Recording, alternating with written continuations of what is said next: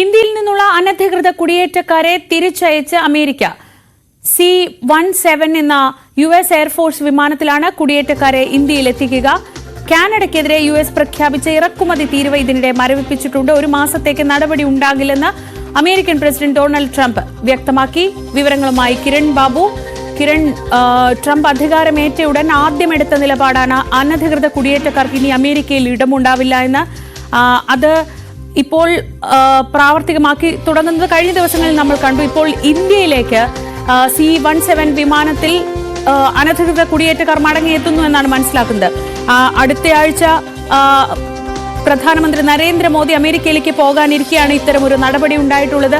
അപ്പോൾ എന്താണ് ഇതുമായി ബന്ധപ്പെട്ട് പുറത്തു വരുന്ന വിവരങ്ങൾ? അമേരിക്കയിൽ നിന്ന് അനധികൃതമായ വിവിധ രാജ്യങ്ങളിൽ നിന്ന് കുടിയേറിയ ആളുകളെ ട്രംപ് ഭരണകൂടം തിരിച്ചയച്ചുകൊണ്ടിരിക്കുകയാണ്. അതിന്റെ ഭാഗമായിട്ടാണ് ഇന്ത്യക്കാരെയും തിരിച്ചയക്കുന്നത്. ആദ്യമായിട്ടാണ് ഇങ്ങനെ ഒരു സംഭവം അമേരിക്കയിൽ നിന്ന് അനധികൃതമായി കുടിയേറിയ ഇന്ത്യക്കാരെ കൂട്ടത്തോടെ തിരിച്ചയക്കുന്നത്. ഈ വിമാനം അവിടെ നിന്ന് C-17 എയർഫോഴ്സ് വിമാനത്തിൽ തിരിച്ചയക്കുന്നു എന്ന് പറഞ്ഞെങ്കിലും ഔദ്യോഗികമായി എത്ര മണിക്ക് ഇത് ഇന്ത്യയിൽ എത്തിച്ചേരും അത് സംബന്ധിച്ച കൃത്യമായ വിവരങ്ങൾ ഇപ്പോഴും ലഭ്യമായിട്ടില്ല. എന്തായാലും അങ്ങനെ ഒരു തിരിച്ചയക്കൽ നടപടികളുടെ അന്തിമ ഘട്ടത്തിലാണ് അമേരിക്ക നിൽക്കുന്നത് എന്നത് വ്യക്തമാണ്.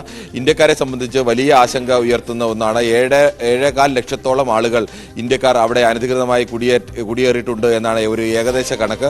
അതോടൊപ്പം തന്നെ ഇപ്പം നിലവിലെ പട്ടികയിൽ തന്നെ 18,000-ഓളം ഇന്ത്യക്കാരാണ് ഉള്ളത്. 18,000-ഓളം ഇന്ത്യക്കാർ നിലവിൽ തിരിച്ചയക്കാൻ വേണ്ടി അമേരിക്ക തയ്യാറാക്കിയ പട്ടികയിലുണ്ട്.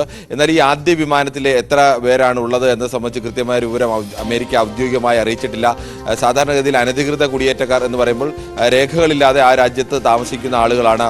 അത്തരം ആളുകളെയൊക്കെ അമേരിക്കയിൽ ഇത്രയും കാലം ഈ തരത്തിലേക്ക് അവരുടെ സ്വന്തം രാജ്യത്തേക്ക് തിരിച്ചയക്കുന്ന ഒരു അവസ്ഥ ഉണ്ടായിരുന്നില്ല. പലരും വർഷങ്ങളായി അവിടെ താമസിക്കുന്നവരാണ്. ഇതിൽ മലയാളികളടക്കം ഉണ്ടാവാം.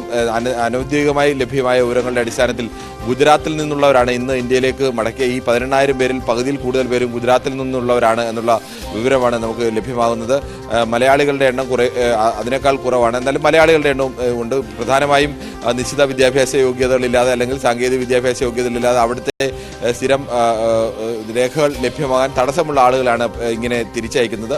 ഇങ്ങനെ ഈ ഇന്ത്യയുടെ കണക്കനുസരിച്ച് ഏകദേശം 7.25 ലക്ഷത്തോളം ആളുകൾ അമേരിക്കയിൽ ഉണ്ടെങ്കിൽ അത്രത്തോളം ആളുകളെ തിരിച്ചയക്കുന്ന ഒരു അവസ്ഥ വന്നു കഴിഞ്ഞാൽ അത് ഇന്ത്യയെ സംബന്ധിച്ച് വലിയ തിരിച്ചടി തന്നെയായിരിക്കും. ആദ്യമായിട്ട് ഇന്ത്യ അമേരിക്ക ബന്ധമൊക്കെ നല്ല രീതിയിൽ പോകുന്ന സമയത്ത് തന്നെയാണ് ഈ തരത്തിലേക്ക് ഇന്ത്യക്കാരെയും തിരിച്ചയക്കുന്നത്. ഇന്ത്യക്കാരെ മാത്രമല്ല മറ്റ് പല മെക്സിക്കോ അടക്കമുള്ള പല രാജ്യങ്ങളിൽ നിന്നും ഈ അമേരിക്കയിലേക്ക് കുടിയേറിയ ആളുകളുണ്ട്.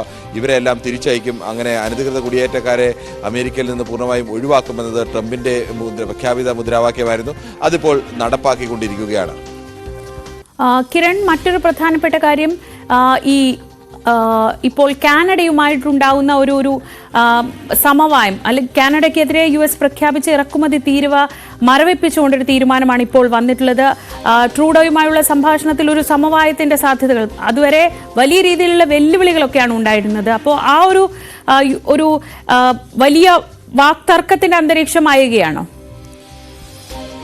ശ്രീജ, അമേരിക്ക കാനഡ ബന്ധത്തിൽ കാനഡയെ പൂർണ്ണമായും തള്ളിക്കളഞ്ഞുകൊണ്ട് അല്ലെങ്കിൽ കാനഡ ഒരു പരിധി കഴിഞ്ഞാൽ അപമാനിക്കുന്ന രീതിയിലൊക്കെ ആയിരുന്നു ട്രംപിന്റെ പ്രഖ്യാപനം വന്നത്. അമേരിക്കയുടെ പതാകയിൽ മറ്റൊരു സ്റ്റേറ്റ് കൂടിയായി മാറ്റാം കാനഡ എന്ന തരത്തിലേക്കൊക്കെ ട്രംപ് പറയുകയും കാനഡയ്ക്ക് മേൽ 25% ഇറക്കുമതി തീരുവ കാനഡയിലെ ഉൽപ്പന്നങ്ങൾക്ക് മേൽ ചുമത്തുകയും ഒക്കെ ചെയ്തിരുന്നു. പക്ഷേ അമേരിക്കയ്ക്ക് മറ്റേതെങ്കിലും രാജ്യത്തുമായി ഉപരോധം ഏർപ്പെടുത്തുന്നത് പോലെയല്ല തൊട്ടടുത്ത് കിടക്കുന്ന കാനഡയുമായി അങ്ങനെ ഒരു തർക്കത്തിലേക്ക് പോകുന്നത്. അത് അമേരിക്കയ്ക്കുള്ളിൽ തന്നെ വലിയ തരത്തിലുള്ള തർക്കങ്ങൾക്കൊക്കെ കാരണമാകാൻ അതിർത്തി പങ്കിടുന്ന രാജ്യമാണ്. ഇരു രാജ്യങ്ങളും തമ്മിൽ വിവിധ തരത്തിലുള്ള സാംസ്കാരിക ബന്ധം മാത്രമല്ല പലതരത്തിലുള്ള ജനങ്ങൾ തമ്മിലൊക്കെ അങ്ങോട്ടും ഇങ്ങോട്ടും പോവുകയും ബന്ധപ്പെടുകയും ഒക്കെ ചെയ്യുന്നതാണ്. അങ്ങനെ ഒരു രാജ്യവുമായി തൊട്ടടുത്ത് കിടക്കുന്ന ഒരു പ്രധാനപ്പെട്ട രാജ്യവുമായി ആ തരത്തിലേക്ക് ഒരു വലിയ സംഘർഷത്തിലേക്ക് പോയാൽ അത് ആഗോളതലത്തിൽ തന്നെ അമേരിക്കയ്ക്ക് തിരിച്ചടി ഉണ്ടാകാനുള്ള സാധ്യതയൊക്കെ ഉണ്ട്. അതുകൊണ്ട് തന്നെ ഇത്തരമൊരു പ്രഖ്യാപനം ട്രംപ് നടത്തുമ്പോൾ അതിനെ എത്രത്തോളം ഇത് മുന്നോട്ട് കൊണ്ടുപോകാൻ കഴിയും എന്നൊരു ആശങ്ക ലോകരാജ്യങ്ങൾക്ക് തന്നെ ഉണ്ടായിരുന്നു. അമേരിക്കയ്ക്കുള്ളിൽ തന്നെ ഇതിനെ എതിർക്കുന്ന വലിയൊരു വിഭാഗം ആളുകളുണ്ട്. കാനഡയുമായി ആ തരത്തിലേക്കുള്ള ഒരു ശത്രു രാജ്യത്തെ പോലെ കണ്ട് കാനഡയുമായി അത്തരത്തിൽ ഒരു സംഘർഷത്തിലേക്ക് പോകുന്നത് ശരിയല്ല എന്നുള്ള നിലപാട്. എന്തായാലും തൽക്കാലം ചർച്ചയുടെ ഒരു അന്തരീക്ഷം ഒരുക്കുക അല്ലെങ്കിൽ ട്രംപിന്റെ അമേരിക്കയുടെ ഒരു ആധിപത്യം ഉറപ്പിച്ചു നിർത്തിക്കൊണ്ട് കാനഡ കുറെ കൂടി വഴങ്ങുന്ന രീതിയിലേക്ക് മാറ്റുക എന്നുള്ള ഒരു നയതന്ത്ര നീക്കത്തിന്റെ ഭാഗം കൂടിയാണ് ട്രംപിന്റെ ഇത്തരത്തിലേക്കുള്ള തീരുവ ഏർപ്പെടുത്തൽ എന്നാണ് ചില വിദഗ്ധർ വിലയിരുത്തുന്നത്. ഇനി അങ്ങനെയല്ല, കാനഡയ്ക്ക് മേൽ അമേരിക്കക്കാർക്ക് അമേരിക്കയുടെ ഒരു ഉൽപ്പന്നങ്ങൾ കൂടുതൽ വിറ്റഴിക്കുക, അല്ലെങ്കിൽ അമേരിക്ക കൂടുതൽ സാമ്പത്തികമായി ആധിപത്യം നേടുക എന്ന ലക്ഷ്യത്തിൽ നടത്തുന്ന നീക്കമാണ് എന്ന് വിലയിരുത്തുന്നവരുമുണ്ട്. ഈ ഡോളറിന്റെയൊക്കെ വില കുതിച്ചുയരും, ഡോളർ കൂടുതൽ ആളുകളൊക്കെ ആഗോളതലത്തിൽ തന്നെ ഡോളർ വാങ്ങിക്കൂട്ടാൻ വേണ്ടിയുള്ള വലിയ ശ്രമമൊക്കെ ഈ തീരുവയുടെ ഫലമായിട്ടുണ്ടാകുന്നു. അത് സ്ഥിരമായി നിലനിൽക്കുന്നതാണെന്നും അല്ലെന്നും ഒക്കെയുള്ള അഭിപ്രായങ്ങളുണ്ട്. എന്തായാലും വളരെ വ്യത്യസ്തമായ അഭിപ്രായങ്ങളാണ് അന്താരാഷ്ട്ര തലത്തിലടക്കം വിദഗ്ധരുടെ ഭാഗത്തു നിന്നടക്കം വരുന്നത്. എന്തായാലും ഇത് ആലോചിച്ചെടുക്കേണ്ട ഒരു തീരുമാനമാണ് എന്നത് വ്യക്തമാണ്. അതുകൊണ്ട് തന്നെയാണ് ഇപ്പോൾ തൽക്കാലം ആ തീരുമാനം മരവിപ്പിച്ച് നിർത്തിയിരിക്കുന്നതും. എന്നാൽ തീരുമാനം പൂർണ്ണമായും ഒഴിവാക്കിയെന്ന പ്രഖ്യാപനം അമേരിക്കയുടെ ഭാഗത്തു നിന്ന് വരാത്തത്. ശരി, കിരൺ ബാബുവാണ് ഇന്റർനാഷണൽ ഡെസ്കിൽ നിന്ന് വിവരങ്ങൾ നൽകിയത്. കൊച്ചി